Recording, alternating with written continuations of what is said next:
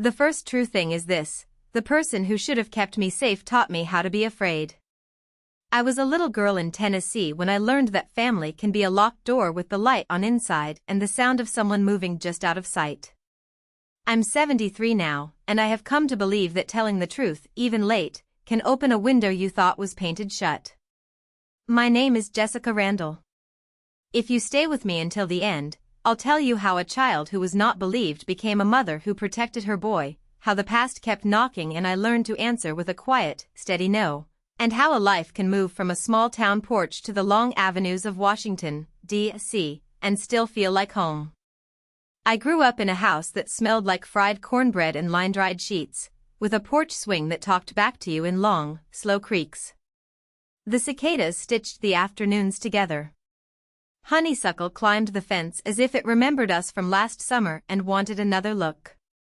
My mother worked 2 jobs and came home with her shoulders telling stories her mouth didn't have time to tell.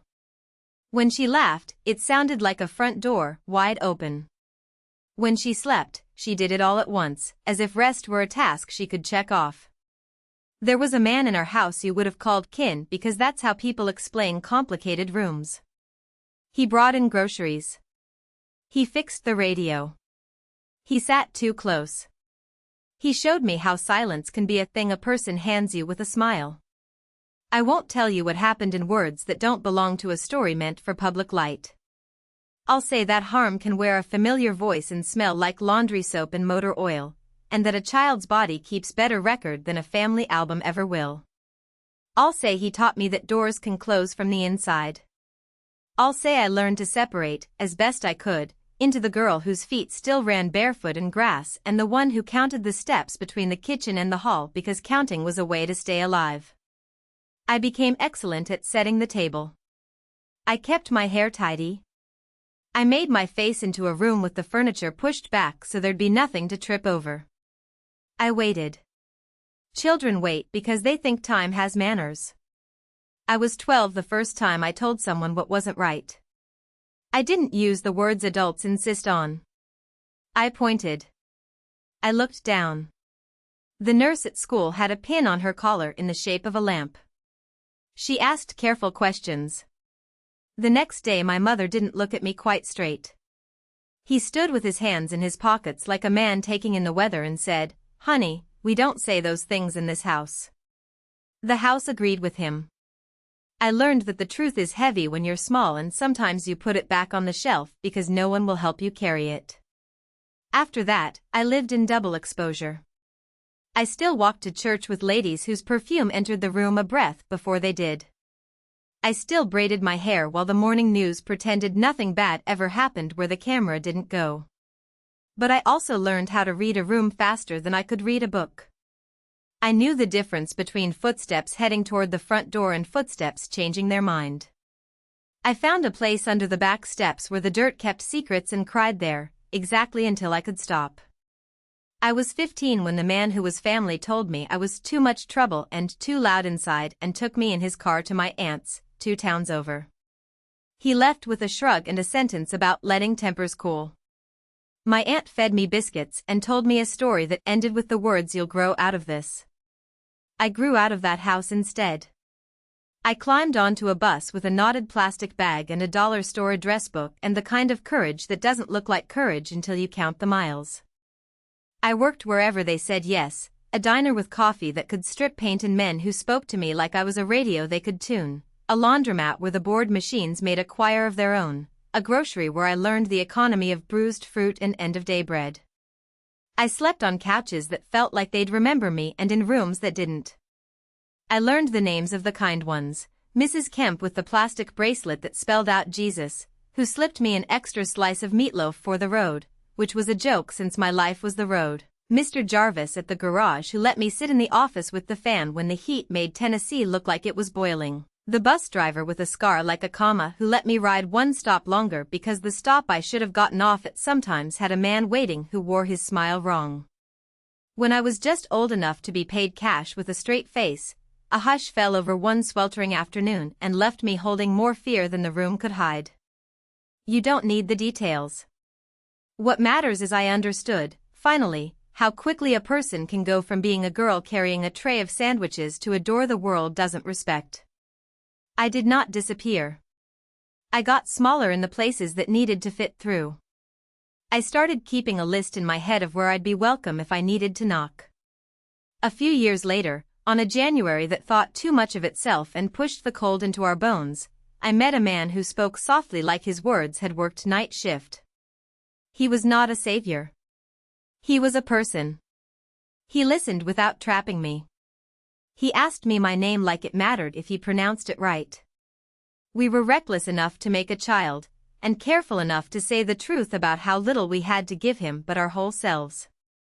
He left in the way some men do, with a sorry, a promise, and the kind of absence that rearranges furniture. I don't call him names. I don't call him much of anything. What stayed was the boy. I named him Daniel because I needed a story where someone made it out of a hard room. If you've ever had to build a life out of the leftovers, you know how resourceful your hands can be. I served coffee and saved quarters. I learned which food stamps stretched and which whispered no. I rocked Daniel with his fist pressed against his cheek and told him the world is a big place that includes his crib. I promised out loud, while he slept, that I would not let my past climb into his bed. I didn't know how I'd do it. I knew only that I would. When you have a child, your determination puts both feet on the floor before your body remembers it is tired. There was a woman at the church basement meeting I went to because the flyer said come as you are, and I was exactly that. Her name was Lorraine. Her stockings always had a run in them, and she told the truth like she didn't believe she was going to be punished for it anymore. She said, "The city will treat you like an afterthought unless you introduce yourself." She had a cousin in Washington, D.C., who knew someone who needed a night housekeeper at a hotel that sat between a museum and the idea of power. Lorraine looked at Daniel and looked at me and said, "Do you want a place where your old life can't find you without a map?" I said yes like a woman says yes to water. We arrived in the capital with one suitcase, a diaper bag, and a piece of paper folded 4 times with a phone number on it. My first night in the city, I stood outside in air that felt different than what I knew, busier, smarter, like it had places to be, and watched a line of taillights curve up an avenue as if the future were blushing at its own size. I whispered to the sleeping boy, "We will learn this place. It will learn us. If any part of this sounds like a road you've walked, leave me a sign below, a single word will do, something like here or learning or almost. It helps to know whose hands are out there, steadying. And if you want to sit with me through the rest, you can follow along. We'll keep a small light on for anyone who needs it." In Washington, the buildings tried to look important, like men in suits who haven't yet learned they're just people. The hotel where I cleaned had carpets thick enough to argue with your shoes and mirrors that had never met a child's fingerprints. I worked nights because that's when the city's noise turned into a hum you could move inside. Daniel slept in a fold-out crib behind a curtain with stars printed on it, as if we were practicing for better skies. I learned how to make a bed so tight you could bounce back from whatever you had to lie down with. I learned the map of stains the city leaves behind and how every story, sooner or later, looks like soap and water doing their work. By day, I watched other people's babies in a row house that smelled like cumin and laundry. Ms. Alvarez, who owned the house, could make a pot of beans feed an army and still have enough left to welcome a stranger. She set a second plate in front of me before I could say no, and told me my no was probably tired and needed a nap. We worked out a rhythm. She taught me to say my address like a prayer should an ambulance ever be necessary. I taught her how to braid a restless head. She made a list of numbers with names like lifelines. I kept it taped inside a cabinet. The city looked big. The list made it human. Daniel learned how to point at buses before he could say the word. He would slap a palm against the window in a kind of greeting, and I decided that anyone who moved us from one place to another would always be a friend in this house. When he was old enough for story time at the library, we went with a bag so large the librarian laughed and asked whether we were moving in. I said we were. Books became furniture. We sat in the children's corner with other mothers who looked like their nights were heavier than their shoulders wanted you to know. We learned songs with hand motions meant to teach children how to ask for what they need. I learned them too, late, grateful. There was a clinic up the street whose sign said community health in letters that didn't ask you to pretend you'd never been hurt. A counselor named Ruth had hair like a good broom and the kind of eyes that can put their hand on your forehead without touching you. She asked if I wanted to work with her and I said no 3 times in different dresses. She left the door open. On a Wednesday when the city smelled like hot sidewalks and somebody's dinner, I walked in and sat down. I told her my story with the facts arranged in careful stacks. She did not knock them over to get to the point. She asked what I did to stay alive when staying alive still had to be done inside a room I did not choose. I said I counted. She nodded. She asked me what I wanted for Daniel that I didn't have. I said quiet nights and a kitchen where the jokes were safe. She wrote those words like she was making a grocery list she intended to shop from. Healing did not come as a miracle. It came like learning a language by ear.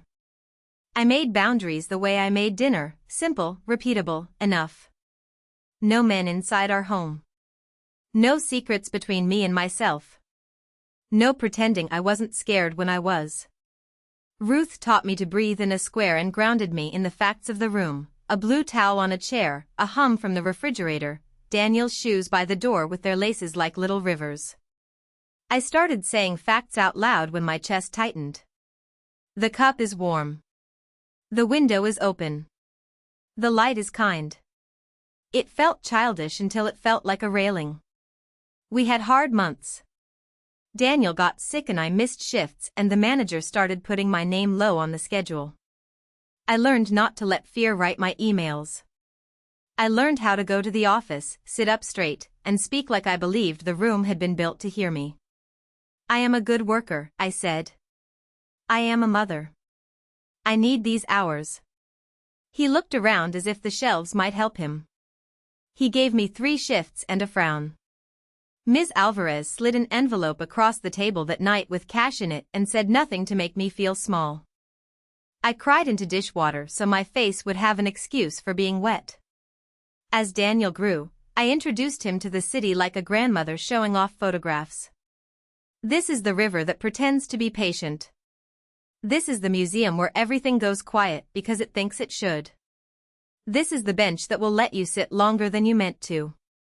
This is the bus route that will take you home when your feet are done.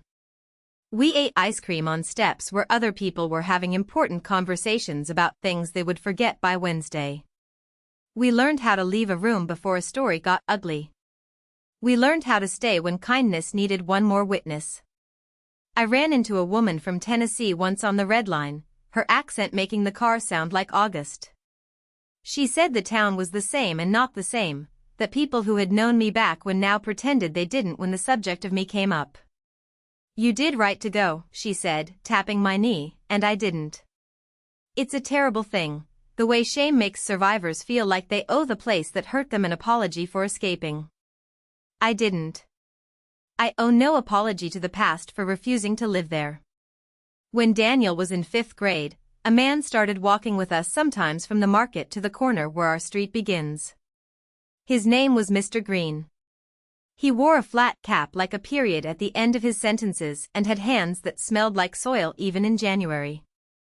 He ran the community garden half a block over, the one with tomatoes bragging about themselves and sunflowers that refused to be shy. He asked us to come by and take a plot nobody had claimed. We planted a row where nothing grew and a row where everything did and learned more from each than we did from the books about how sometimes even a good seed needs a second chance to remember it's allowed. There were nights when the body remembered things I wouldn't write on paper. I didn't fight the remembering, I edited it.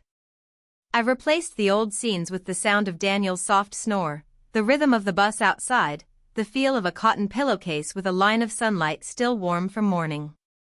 If I woke and couldn't get back, I wrote letters I never sent to the girl I had been. I told her she was not difficult, she was brave. I told her it wasn't her job to keep the peace by setting herself on fire.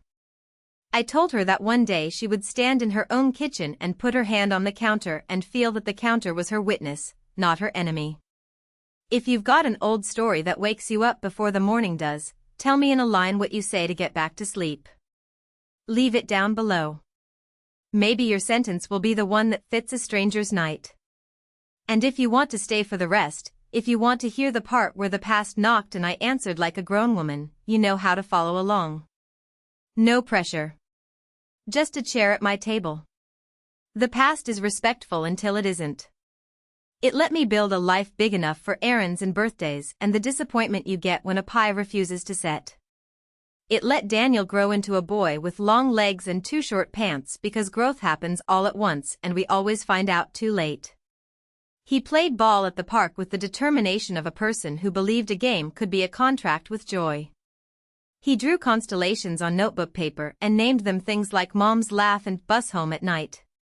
We learned the city the way people learn a song they don't realize they've been humming for years. Then a letter arrived addressed in a hand that looked like it had practiced the word mother. My mother was dying back in Tennessee. She wanted to see me.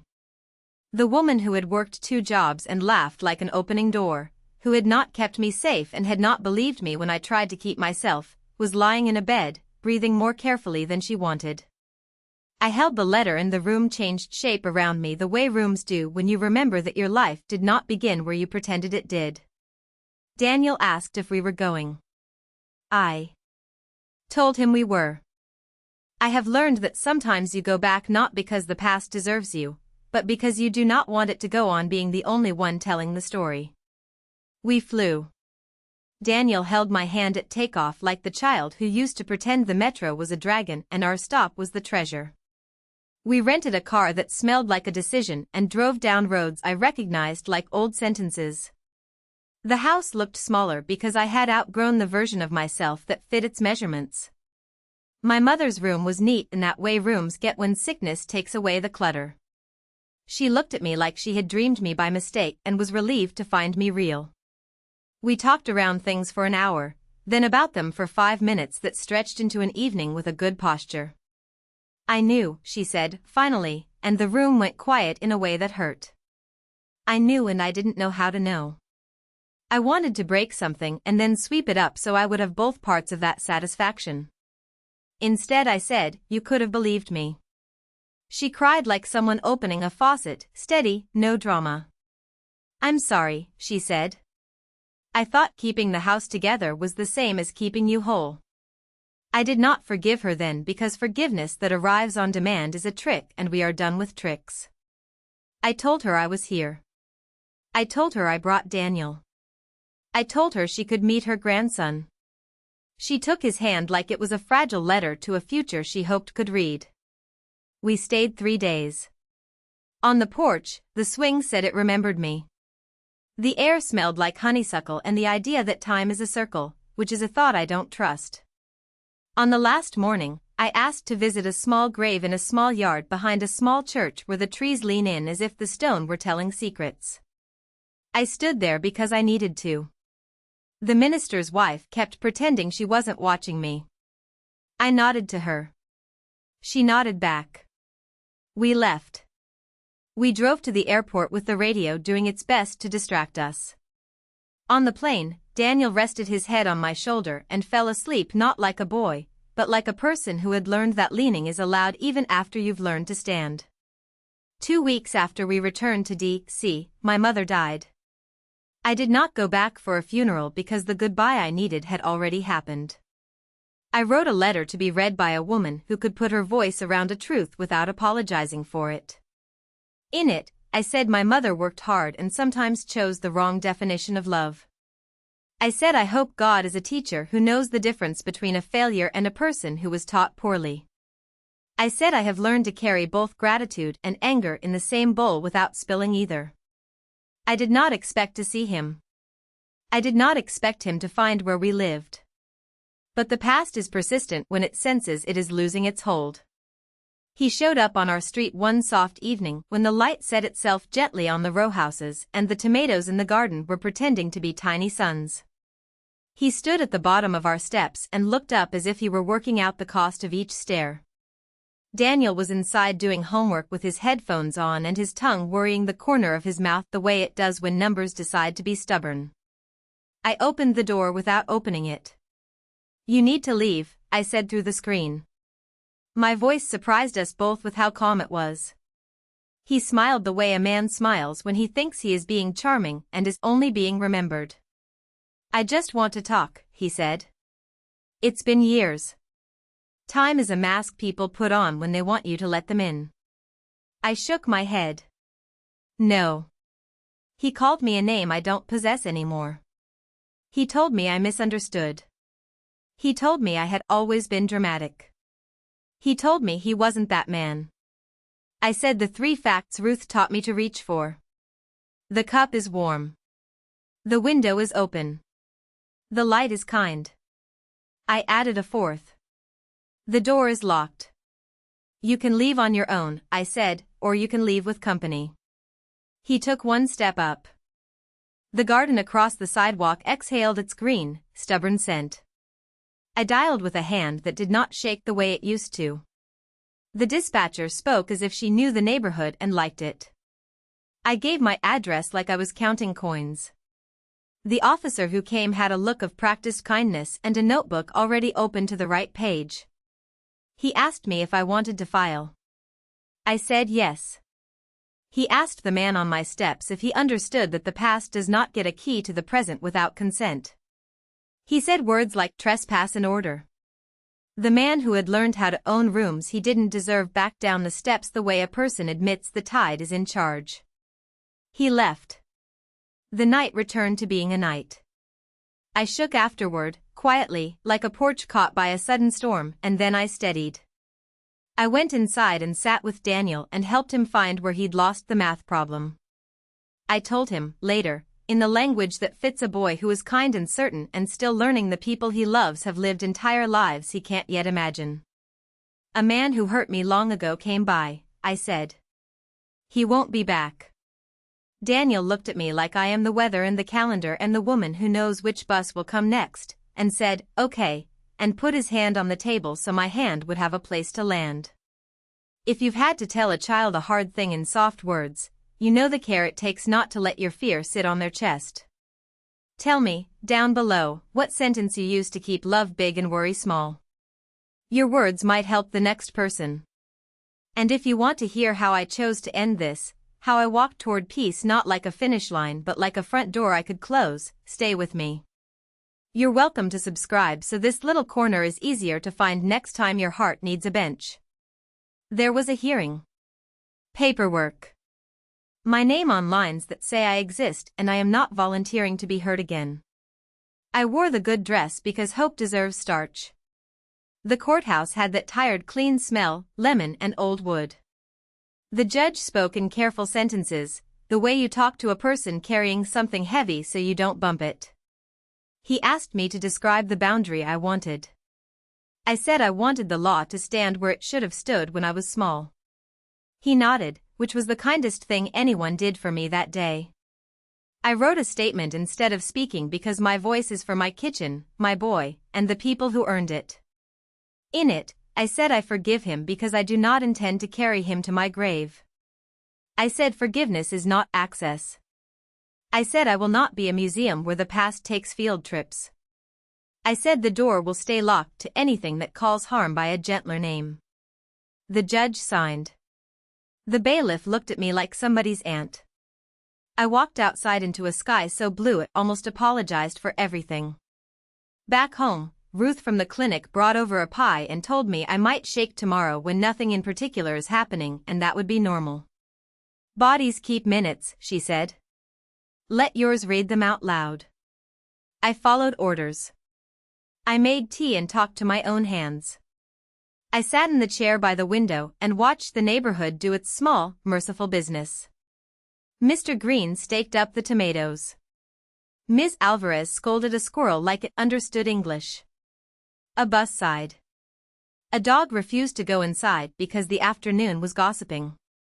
Ellis entered my life where it was already calm. I met him at the garden, standing over a row of stubborn peppers that had decided they were purely decorative. He tilted his cap at me like punctuation and said, "They'll give you fruit when they're ready, not when the recipe demands." He had a widower's gaze that said he knew the price of silence and still chose to speak softly. He walked with me to the corner and did not ask for history. He asked which bench got the best breeze. Kindness like that is a gift you don't unwrap all at once. We started a practice of naming 5 good things that didn't cancel out the bad, they just sat beside it and kept it. Company. The smell of cut grass after rain. A seat on the bus when your feet are telling stories.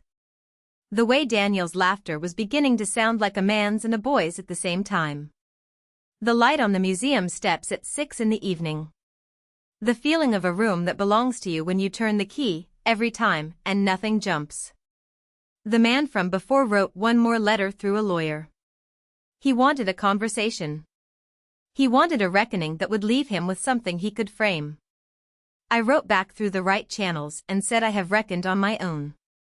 I said there would be no meeting. There is a cruelty in insisting the wounded carry the weight of teaching the person who wounded them how to be human. I'm too old and too precious to volunteer for that. I went to Tennessee one last time, not for him, but for a different ending with my mother. I brought Daniel, nearly grown, to the cemetery again and taught him which trees had seen the most. He asked good questions, the kind that start with "What do you wish you'd known?" and end with "I'm glad you know it now." We ate at a diner where the waitress called him baby and he pretended not to like it while liking it a lot. We drove past the old house and I didn't look away. It was a building. It had a roof. It had nothing to say I needed to hear. Back in DSE, Daniel graduated in a gym that smelled like this country on any given day: popcorn, bleach, and hope. He walked across the stage taller than the man who shook his hand. I clapped like I was paying a debt I gladly owed. Ellis squeezed my shoulder. Ms. Alvarez cried and tried to hide it with a cough that fooled no one. Mr. Green brought sunflowers to the reception because he doesn't respect the concept of scale. I took a picture with the kind of smile that is not for the camera but for the child who earned it. If you're still listening, tell me one thing you are proud to have done with 2 hands and a borrowed spine. Put it below. Other people need to know what ordinary courage looks like when the light is on it. And if you want me to keep this porch open, with its chipped mug and steady kettle, follow along. We're not a crowd here, we're a circle. Peace is louder than I expected. Not noisy, loud the way certainty is. I wake before the bus does and name my facts. The cup is warm. The window is open. The light is kind. The door is locked because I decided. I boil water in a kettle that knows my habits, and I carry the tea to the chair by the window where the city writes its morning on the glass. Sometimes I write letters to the girl I was, sometimes to the mother I became, sometimes to the woman I am, as if all 3 will meet at noon and compare notes. We're doing fine, we tell each other. We made a life that doesn't apologize for needing rest. I work part-time at the library now, shelving returns like setting bones. The children's corner belongs to everyone, and I bring home crumbs from the stories the way a person carries sand in their shoes after a day at the shore. On Tuesdays, I volunteer at the clinic, sitting with new women who say no 3 times in different dresses, and I keep the door open for them. I make copies of forms with boxes that make people nervous and show them where to sign, and when their hands shake, I shake mine on purpose so none of us is alone in it.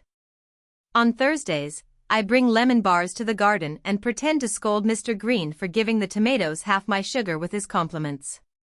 Sometimes a letter arrives from Tennessee, written by a cousin who doesn't know how not to gossip.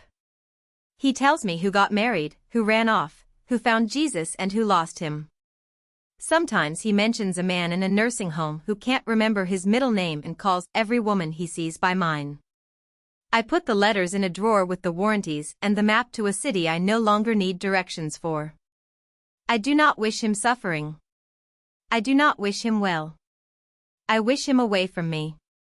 My forgiveness is a fence I tend and repaint as needed.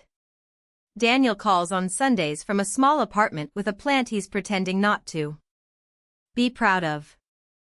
He asks whether I think he should take the job where the hours are better and the pay is worse. I tell him what my life taught me: choose what lets you sleep. He laughs and says he knew I'd say that.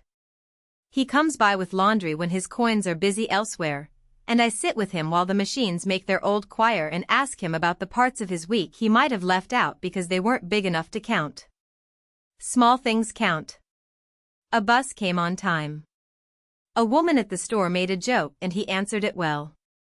A night passed without remembering hard things as if they were breaking news.